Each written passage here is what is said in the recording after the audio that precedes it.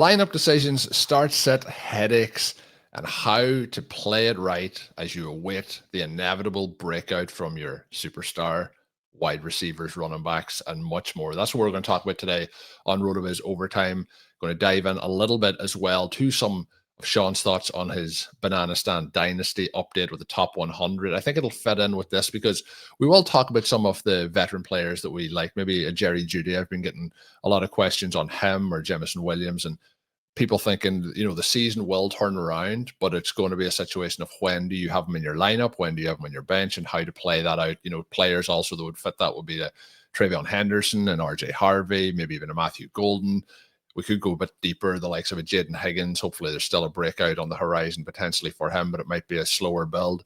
But how to decide on if you're starting them, sitting them, and then maybe if you're in a league, should you try and get there and get him onto your roster now as we approach the rest of the season. I did do a show last week on the RotoViz Fantasy Football podcast feed where there was a listener question talking about kind of buying in on some of these profiles and players before they break out, now that maybe there's a little bit of a dip in their cost or their reputation after 5-6 weeks of the season, and could you take advantage of it then down the stretch? So we're going to pair that all into one show and try and answer some of those kind of listener submitted questions in a topic that I think will cover a lot of that ground.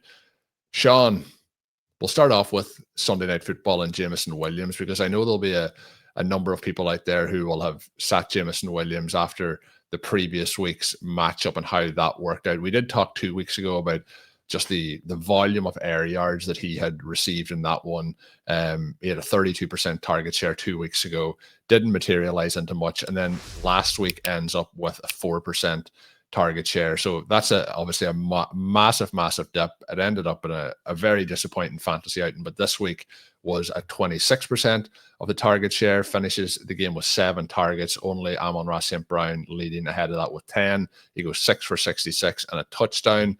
Really fun touchdown where he's kind of bounced around all over the place, but the defensive back ends up almost redirecting him into the end zone with the contact. But I do know there'll be people that would have sat him this week, and particularly with the buys, I think more people would have probably put him back into the lineup just with the volume of wide receivers you may be missing out on. But we did start him in a number of places, and we will go into some players in a minute that we also started that didn't have the production that maybe we would have hoped. But how should people be making these decisions, whether it's a Jerry Jeudy versus Jameson Williams kind of decision? Maybe you're dropping down. We did start in the main event this week. We started Matthew Golden and we started Kendrick Bourne, and obviously they both worked out for plays as over Jerry Jeudy.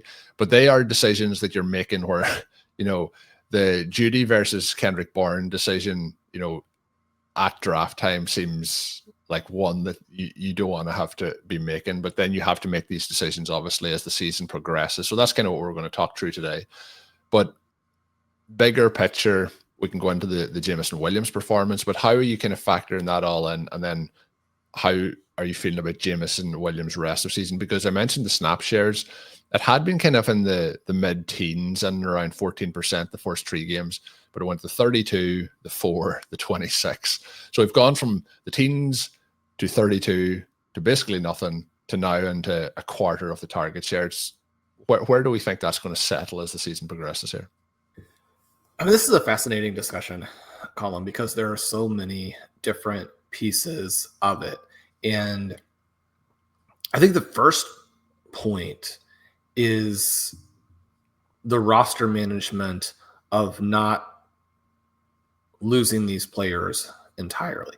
Now, there's a potential breakout level below what we're talking about with Jameson Williams and Jerry Jeudy, where if you need to move to someone like a Kendrick Bourne and you have, say someone in that Adonai Mitchell tier, even say before he suffers from the mistakes that he had where he has now essentially been benched, you can cut those guys, the players like a Tesla, like say an Alec Pierce, where the best case scenario for them is essentially to make a sensational play and score a touchdown, but you're looking for a one-off touchdown within the context of the overall profile, you know for sure is not going to be there. We have a different case with a Jameson Williams, with a Jerry Jeudy, where both players are coming off of big seasons and both players on a game-by-game basis could absolutely blow up in a massive way. And we saw that manifest slightly differently for both guys this week. You saw that manifest slightly differently for both guys this week, where Jerry Jeudy has the 13 targets that remain fairly empty, but anyone who's out there drawing 13 targets is going to be difficult to bench, especially during the bye weeks. At the same time, with Jameson Williams, you know that he has so many different ways to win. You mentioned that massive air yards game a couple weeks ago. They get him involved pretty consistently as a ball carrier. And because of the explosive nature of both the Lions offense and Williams himself, those carries, while each individual one is not necessarily going to score, his touchdown percentage on carries, even if it's a small handful in the course of the season, is going to be very high. You have so much explosiveness there embedded in this Lions team that you need to be very clear that you have better options to put him on the bench. And if you do, you put him on the bench and you wait for him to come through. If you're dealing with 3 or 4 uncomfortable options, then I think Jameson Williams, within the context of playing with Jared Goff, playing with a strong coaching staff, knowing that the entire team pie is going to be gigantic, he's got to be out there. And because of the talent as well, and he's at this point more or less established that the first round pick used on him and the crazy in-game speed, we know that he's really fast overall, but he's also one of these guys, when you go back through and look at some of the different tracking numbers, his incredible speed is out there in the NFL game as a real thing, where he's able to beat the defenders, he's able to break off these long gains. Now, partly the problem for him has been simply that Amon-Ra St. Brown has been so good. And so when the Lions have needed something, they've gone to him. He's been their magical superstar. In this one, Amon-Ra still does draw the 10 targets, right? We're thinking about, what can Jalen Waddle be? And Waddle did have the air yards last week. He was one of the focal points of our Monday episode. But that's a situation where he draws the 8 targets in a situation where there's nobody else. I mean, Jameson Williams and Sam Laporta both have big games for Detroit against the Kansas City Chiefs, an elite passing defense. And yet Amon-Ra still draws the 10 targets and catches 9 of them. Unfortunately, as everyone who watched Sunday Night Football knows, that one non-catch really turned this game and let the Chiefs develop some momentum, go on and win. But for Williams, I mean, he's got to be out there. Certainly Sam Laporta has to be out there every single week. Sam Laporta, kind of the guy right now who looks like he might be bouncing back off of the tight end one season a couple years ago, might be that guy who competes with Tyler Warren, someone that you spoke very favorably about, again, on the Monday show. Jameson Williams has to be out there. The situation with Jerry Jeudy is a bit different in that this was a week which, due to the 13 targets, largely he's in the top 5 in air yards again. Jeudy, despite all of the issues, despite Joe Flacco, with all of the drops, he's top 5 in the NFL in air yards. And especially now that you see him with Dylan Gabriel, someone who has the ability to both pull the quick trigger, and so he doesn't have to panic in quite the same way that Joe Flacco had to, but is also able to extend just enough to let his alpha get open. Whereas with Joe Flacco, we have a little bit of that pre-snap determination type of thing, where if the defense is even mildly saying, we're going to take away Jeudy, then he goes somewhere else. Now we have Gabriel. It's still very up in the air. I think if you go to Shedeur Sanders at some point, which is kind of the scuttlebutt in the background there, is that they kind of want to test both of these guys. That's probably when you can say, okay, the offense at that point will not be functional enough. Even if Sanders plays pretty well, you're not going to be able to do a thing with him, at least the prospect profile coming out of college, and then the situation that we saw with him in training camp where you can throw 50-plus passes. In this current iteration, of the offense. Man, it's tough because Jeudy is playing so poorly. He seems like someone who is completely broken mentally when the ball gets to the hands. And yet that pre-catch and post-catch ability is so elite that once you turn the corner, you do have the potential. So we talked about these guys who could factor in. When you haven't got Cedric Tillman out there, I mean, Tillman was drawing a lot of the targets early on that you really needed for Jeudy, especially with the inefficiency, right? The inefficiency is just incredible for this Browns passing offense. With him not out there, you probably have a lot more of that massive upside from a Jeudy, the type of upside that we saw in the 40-point game against the Broncos last year, than you even do from a Jalen Waddle type of player. I think, though, when we're working through these guys, it makes sense to let the team prove to you again that the volume background is going to definitely be there, to where then you just have to worry about weathering the inefficiency. I think that Jeudy probably has to go back into the lineup next week in most cases. Now, separate from that, this Kendrick Bourne situation, and perhaps for me, it just seemed a lot easier because I've always thought Kendrick Bourne was actually a pretty fun, interesting player. But that's another one where you know, based on last week, that the volume is likely to be there. There is no one to really siphon meaningful work. You're going to have Mac Jones. You're going to have Kyle Shanahan. So you have this player who, in many ways, is a borderline NFL roster type. And yet the fit is so perfect. The situation is almost guaranteed to succeed. And I think that you've got to put him in, right? You've got to play someone who brings that ceiling for you where the volume is going to be there and the efficiency could be if Mac Jones continues this run. Colm, what was your experience with Bourne following not necessarily this game here, but looking back to the previous week where he's available there on waivers? I bid in the range where it's like, I don't want to burn massive chunks of my fab on someone where it's a little bit of a pet favorite player, and those are the kind of guys you can easily be wrong on.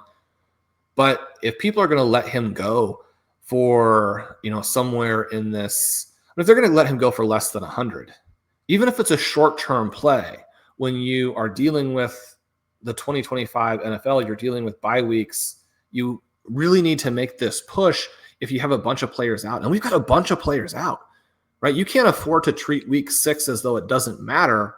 And I guess I was somewhat surprised that the bids weren't higher for him. Was that unique to the leagues that I was playing in, or did you have a similar experience in yours? I think it'll depend on how managers are set up in the specific leagues, and with the injuries to like Malik Neighbors or Tyreek Hill, how desperate people were to fill those positions, and also how much people would think, is that likely to happen again? Because we had, like, this past week, we had both Rico Dowdle and Kendrick Bourne having massive games last week. And then this week again, like, they come through and basically match the numbers again. In terms of Kendrick Bourne, 142 seems to be the magic number because he had 142 yards in each of the last 2 games. But just like some notes and why people maybe wouldn't have gone and allocated that budget. And this is the part that gets interesting on the starting and the sitting part, because like there was one league this week that I was in a desperate situation, Shawn. And on Sunday morning, I picked up Tez Johnson off waivers, and he ends up getting in the end zone this week with a 46-yard touchdown. And we mentioned the backflip for Cam Scatterboo on Thursday Night Football. He also goes ahead and gets himself some flips in there to finish it off. But that was a case where you're kind of looking at the volume of, like, there's nothing left here for the Tampa Bay Buccaneers at the wide receiver position. Like, maybe you get a lucky play like that, or you get some volume based in it. People might have thought that the Kendrick Bourne one the previous week was a little bit like that, but he has now gone 2 back-to-back games with 100 yards. And we can say he went back-to-back 142s. So over 140 yards in both games, Shawn. He had one game in his previous 114, his entire NFL career, over 100. And he's done it back-to-back. And I think, again, we have to give credit to Kyle Shanahan and what he's been able to do. Now, Mac Jones had some issues this week, but he had 150 passing yards in the first half. And that was 3 of the 4 games he started this season that he had gone over 150 in the first half. He had 2 in his previous 49 starts. Like, Kyle Shanahan deserves a lot of credit, but also this is an offense where, a bit like we talked about with the Patriots, here's the play, we're going to give you an opportunity to make it. And then Mac Jones is throwing the ball, and then somebody like Kendrick Bourne had some amazing catches this week. Just the timing, they were like, they haven't played together a lot, obviously, but they were in sync.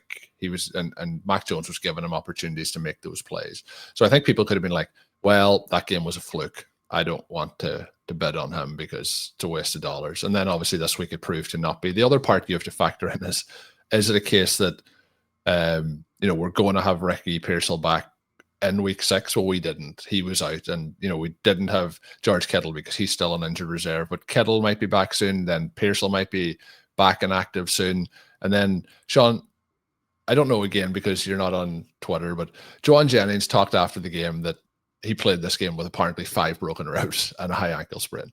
So I don't know if this can be like, if a doctor will factually clarify this over the course of the week. But that seems pretty wild. And he didn't have a big game, obviously, this week. He wasn't used that much. So when you're going into the game and you have an active, Jauan Jennings, maybe you think Jauan Jennings is the player that's going to get that volume rather than a Kendrick Bourne. So I can see why people might have faded away from it.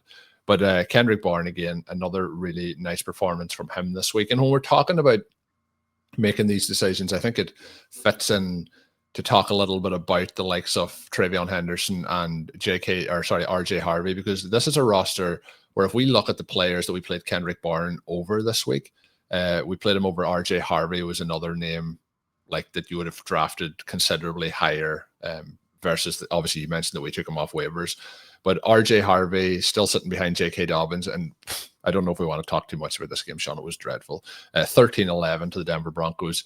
But Dobbins had the 14 carries for 40 yards. We just get the 2 carries for 4 yards for RJ Harvey. There's 20 total rush attempts in this game, Shawn. Bo Nix had 5. Evan Ingram had 1. Adam Prentice had 1. Troy Franklin had 1. Jaleel McLaughlin had 1. Marvin Mims had 1. This may be the longest rushing box score I've ever seen from an NFL game in terms of the number of people that they've slotted in there. But in the passing game, Dobbins had 1 target, no receptions. But RJ Harvey had 4. He caught all 4 for 21 yards.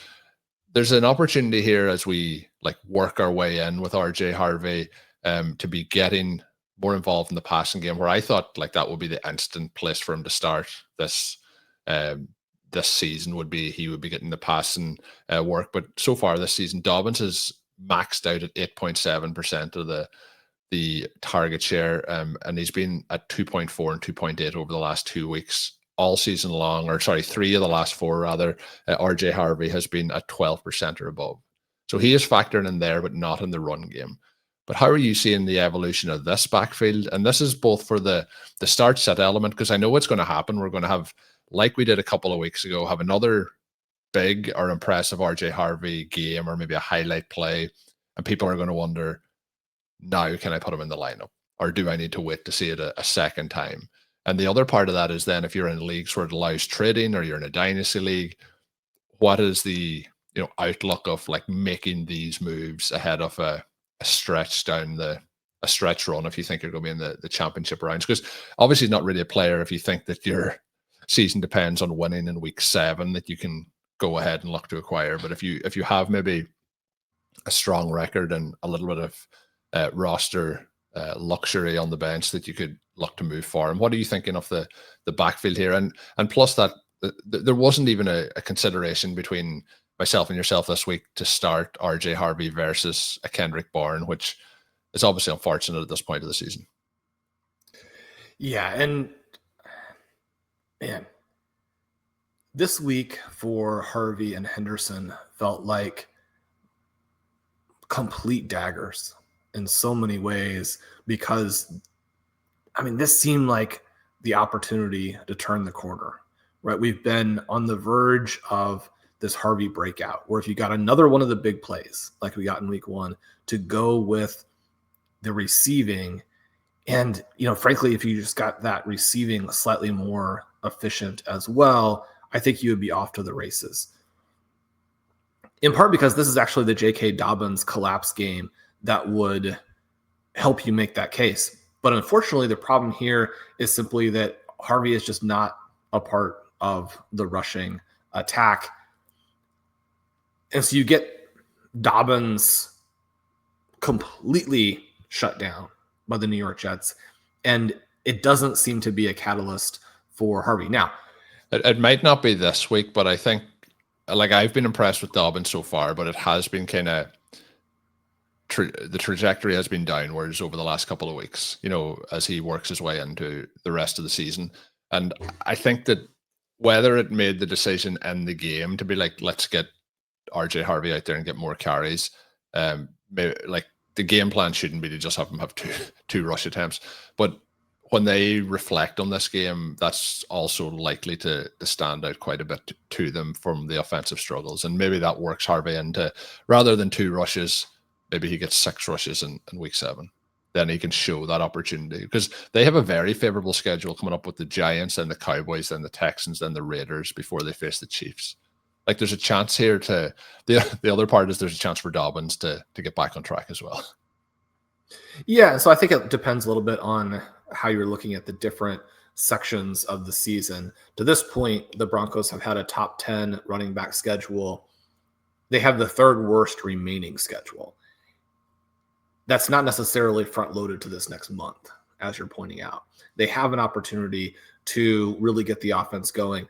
I think the thing that was the most demoralizing here, and I think you could argue this also with the Patriots, is that in both cases, you saw the team move about as far away from the thesis that these guys are going to be a driving part of the offense as you could possibly get. With the Broncos, it was stunning how they went into a shell and basically just said, if we could quick kick every time without it being a humiliation, that's what we'd do. I mean, you got that little vote of confidence in Bo Nix and the offense. One of the things I mentioned in the big Dynasty piece is that we probably still have the Bo Nix explosion coming. He's been the victim of very poor play at the receiving position. You can pull up the different teams who have the most drops, and the Broncos are up there. They obviously haven't hit on the long plays. Those things seem embedded in the offense in a way that will eventually manifest, and yet,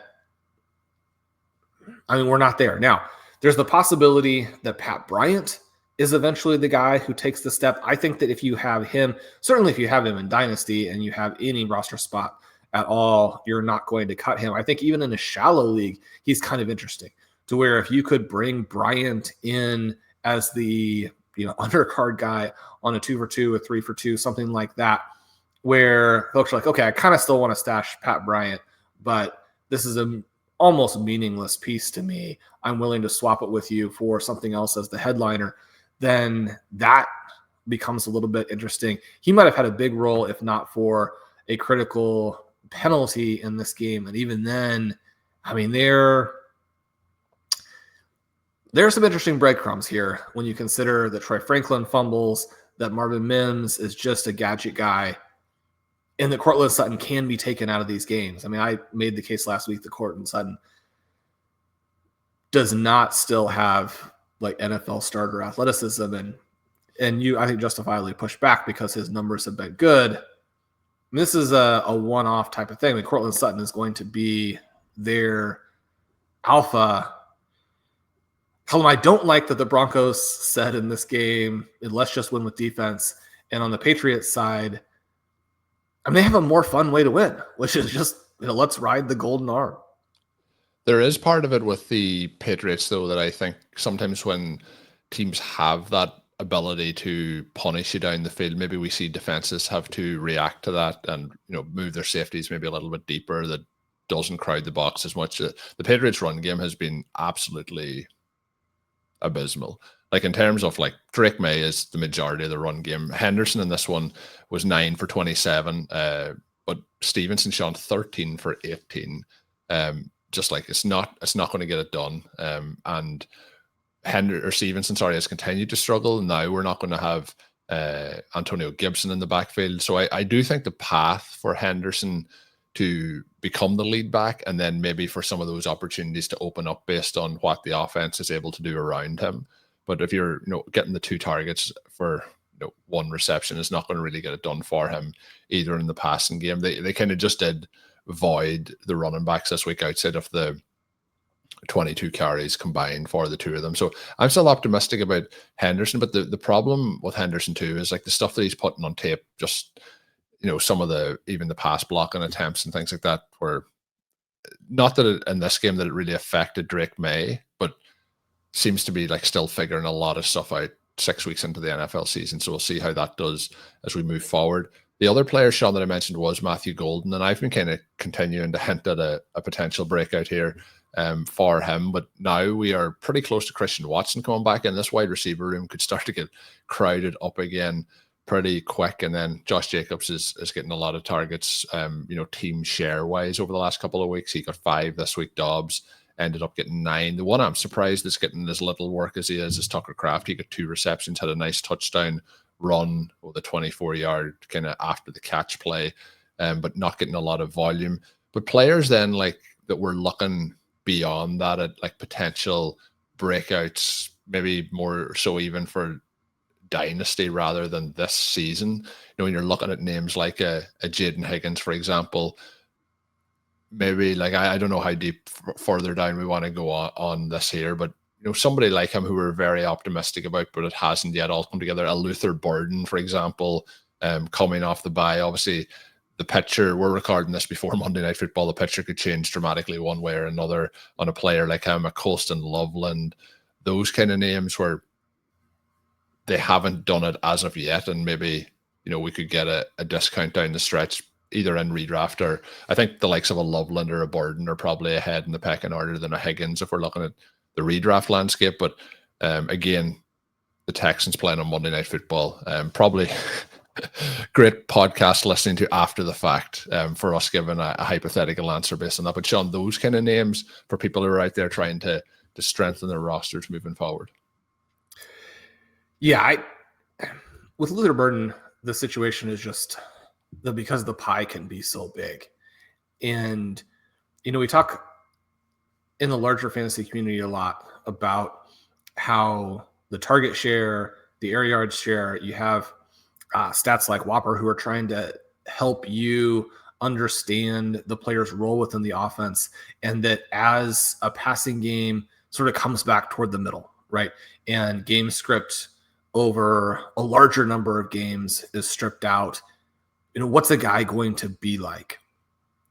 At the same time, especially once we're 6 weeks in, but one of the opportunities that you have as a fantasy manager to separate yourself from the way that simply everyone else is playing things is to understand what an individual team is going to be like and where it makes sense to use the general rules of thumb and where it makes sense to really want to bet on the team context and create a little bit of leverage there.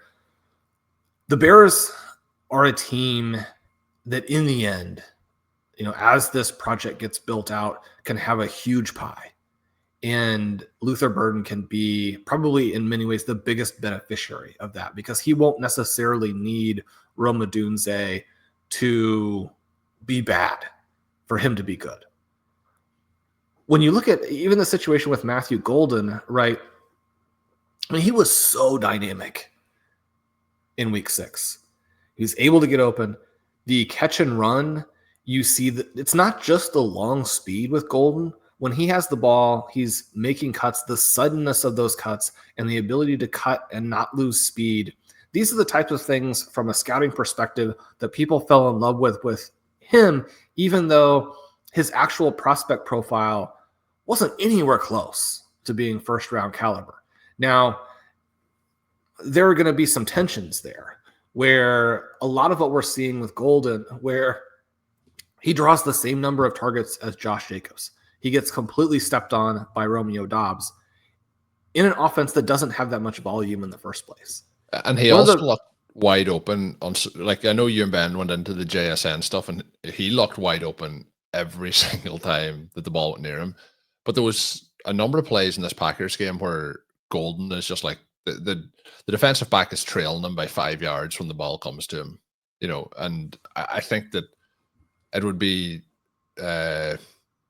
neglectful by the Packers to not try to work him in a lot more. Now, we're seeing a big step forward from week 1 to like every week there's been a little bit more, but it just hasn't all clicked. But he feels to me like a player that should be getting like 7+ targets at a minimum. I'm not going to put him into the higher, like the 10 target group, but I think if you get that and then some deep plays mixed in with it as well, like you could have somebody here that becomes a massive deal. Like he has 3 for 87 this week, but he also has the 16 rushing yards. But I think if we start to get those numbers plus a touchdown, then you're into the 20 point territory without even like getting into a volume. The problem with him being in the Packers offense, I think it's going to be very hard to ever truly get into, a volume like you might see. We're talking like Ted McMillan. I don't think we're going to see him continuously have 8+ targets every week. And that's the issue, where the reliance on Josh Jacobs, the willingness to play closer games with your opponent than you need to play. Now, I mean, this is a game where they do score 27 points, but it's against the Bengals at home. As you had mentioned to me, just kind of chatting about this game, the Bengals never had the ball late within a touchdown. But when they do score late, they're back within 6. You don't want to be the Green Bay Packers in the fourth quarter up only 6 points at home against the Cincinnati Bengals team that's playing Joe Flacco out of maybe the most abject desperation that we've ever seen from an NFL franchise. You don't and that situation make an when intra-division trade for a billion-year-old QB who's already been benched if you're not thinking to yourself, I mean, we're in a mode here that we kind of expect to lose games by 50, 60 points if we don't do this. Yeah, they also was positive to see in that key situation to get a first down to kind of ice the game away. They went to Jacobs in that third down conversion situation, which was, I think, a positive when you're putting that on his plate, looking ahead as to what their kind of internal expectations and evaluations are with what he is doing. But yeah, this was a game again, like the Packers have done a couple of times this season, where they should have had this game completely out of sight, and it's 10-0 at halftime.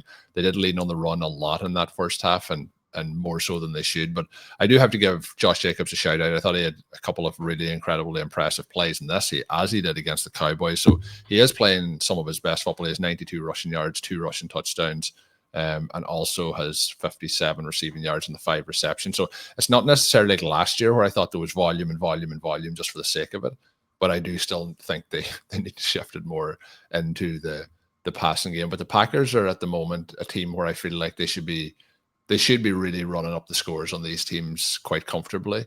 But they're kind of letting teams hang around and struggling to put it over the line. But I do think they're going to put it all together as the season goes on.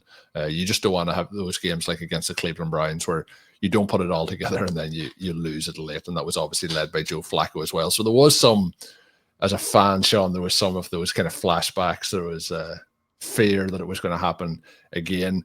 On the Packers, I did think it was pretty cool. The Packers missing out on their kicker this week with an injury. They did have a backup kicker that they signed up over the last week or so. I'm not even sure if I'd pronounce his surname, but it's Lucas Havrisk, I believe is how you say it. But he was interviewed after the game. He puts over a late 39-yarder to kind of help them seal the game, to go up 9 with 1:52 left at that particular point. That's the kind of one I'm mentioning where they go to golden and then it sets up a field goal. But that iced the game away at that particular point to get the 9-point lead. But he put over 2. They did skip on a short enough field goal early in the game where they converted on 4th down. Maybe it was to do with the confidence. But he talked about having to apply for some substitute teacher roles and things like that over the last couple of weeks, looking to get a job. And then obviously as a kicking competition with the Packers and a kind of tryout, and he gets to play an NFL game here, which is pretty fun story. We like to highlight some of those cool stories that happen around the league. I know Shawn talked a lot about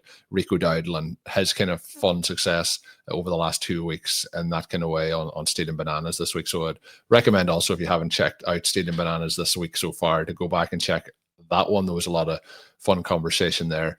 But Shawn, as we get ready to wrap this one up, any final thoughts that you want to share on the banana stand, working on your rankings and your tiers? And that a lot, like, I get a lot of people reaching out, like, when's Shawn doing the update? When's the update coming out? It's always awesome to say, like, Shawn just posted this on the site. You can check this out. But anything that stood out for you for this early portion of the season when you're doing your kind of process of re-ranking these players? Anyone that jumped up, fell down, or any kind of trends that you were seeing across the positions where the strength of Dynasty roster should be built around? It was so much fun to do the full top 100 and Colm. It ended up being 10,000 words, and just 10,000. The process of working through trying to find the most interesting, the most relevant stats for each individual guy. Anybody who hasn't had a chance to read that, I think you'll enjoy it, even if you disagree. And sometimes those disagreements are the most interesting, right? Where you work through and say, this looks good, this looks good, this looks good. This is maybe a trade based on where Shawn has these guys ranked, where I would send him an offer because I think that he's wrong. Making those decisions for yourself, pulling up information on the site in the tools and saying, I think that maybe this wasn't the thing that's going to be predictive of the rest of his season or the best indicator for this guy. Obviously, one of the things that we love is participating in the RV Triflex League that we do with the listeners. Colm, it was so much fun when we got to be the inaugural champions. Things have gone very much sideways in year 2 with some injuries and some underperformance. What's the opposite of like worst to first, Shawn? First to worst? It's first to dead last. So yeah, it's interesting to track that one. We're still in the mix of making some trades. And I talked about this a bit in the article too, where if you have a very uncertain outlook, you don't have to completely throw in the towel. You can sell into the uncertainty without completely capitulating. It's something that you and I are doing in some of our leagues. It's something that Ben and I are doing in some of the leagues. Fortunately, all of the rest of the leagues are going quite well still. But when you look at those opportunities, right, I think that we get a sense through the first 5 weeks, especially maybe if you are suffering some injuries and a couple of players you're really excited about, like an RJ Harvey.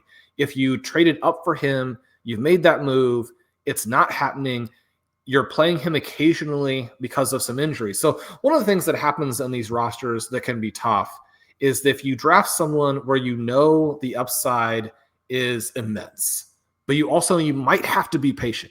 Now, we've had to be a lot more patient with Henderson and Harvey than certainly I hoped we would have to be.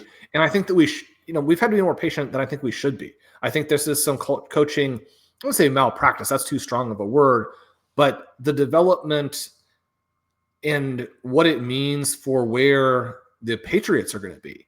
The Patriots now look like they're going to be a playoff team. And if you don't think having TreVeyon Henderson ready to be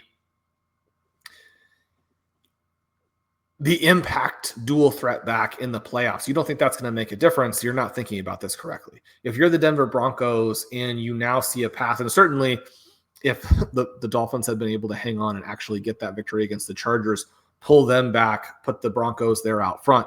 But either way, the Broncos consider themselves to be Super Bowl contenders. If RJ Harvey is a little bit closer to Alvin Kamara and a little bit further away from being irrelevant, if you don't think that that's going to make a difference to your team when you're looking at trying to come through, beat teams like the Chiefs and the Buffalo Bills in the playoffs, you're not thinking about it right. Now, I think those coaches would point out we're winning and there's still time, right? Be patient. Let us get to where we need to be on the actual schedule as opposed to your fantasy schedule. But certainly when you have some of these guys, then you also have injuries. So you're having to play them some. And then the patience that you need to have becomes very grating, right? It wears on you every week, especially in formats. If you're in a home league where you have half the league advancing, you want to be aware that even if you're toward the bottom, you're probably about to put a burst on and get back in the mix. If you're in an FFPC league, and one of the things we talk about all the time with these RV Triflex leagues is that they're a fantastic format, right? You have the 6 teams advance But you do have, if you're the first or second seed, it's a huge advantage to get a bye. So it's not like everyone is equal because 6 teams get in there. But then having the sort of free-for-alls where you're not going to have a bad head-to-head loss in the playoffs, the format works really well for you, where it rewards the good teams, including in many cases, depending on what level, what entry level you're playing, you actually just have payouts for finishing first and second. So there are incentives to be really good. But if you're in that area where you're somewhere between 9 and 4, anything can happen. If you get opportunities to sell and the value is good, you can do that without giving up. You go next week and you pick up the Kendrick Bourne, you plug that player into the lineup, you score points, right? You can make moves that are in the opposite direction of where you want to go, whether that's tearing things down and rebuilding, or it's bringing on win now guys to try and get this year's title. You want to find the players you like, you want to find the values that work, and you want to understand that the rest of the season is going to be more unpredictable than it feels. And creating those values, creating opportunities, creating pathways, that's so important in Dynasty. Colm, I'm sure that so many of the listeners back in their heads as they're working through this are thinking of all the leagues where they went all in, they traded for win now guys, they didn't make it, it damaged their roster. And then at the same time, leagues where they sold and then their young guys got hot. And maybe in a couple of those leagues, you're thinking, oh, I wish I had this guy that I sold because he'd be the last piece of the puzzle. At the same time, young players, rebuilding players, we talk about getting there a year early when you do the startup draft, but that exact same thing can happen just in season on a team that seems like it's going nowhere. Suddenly everyone arrives in week 6, week 7, week 8, and you sneak into the playoffs and then no one wants to play you, even though you were selling a month into the season. Yeah, all you needed is, in week 4, go ahead and pick up Rico Dowdle and Kendrick Bourne, and then you're off to the races. But yeah, there's a lot of paths that you can choose, but I thought that was a great breakdown by Shawn on some kind of strategic elements you could use in your Dynasty leagues or even those redraft leagues where trading is allowed for the rest of the season. This has been our second edition of RotoViz Overtime. This week we did talk on the Monday recap where we looked a little bit about players who could potentially be the kind of fantasy MVP the rest of the way. So make sure you check that out if you haven't done so already. If you subscribe on your favorite podcast app, you get all the shows once they are available. I would recommend that. Then you get them all instantly once they are uploaded. My name is Colm Kelly. You can follow me on social media at Overtime Ireland. Of course, you can check out all of Shawn's work up on rotoviz.com, including the banana stand from last week that we talked a little bit through today. Head on over and check that out. And if you are signing up over there, you can get yourself a 10% discount with the code RVRadio2025. And until we are back, have a good one.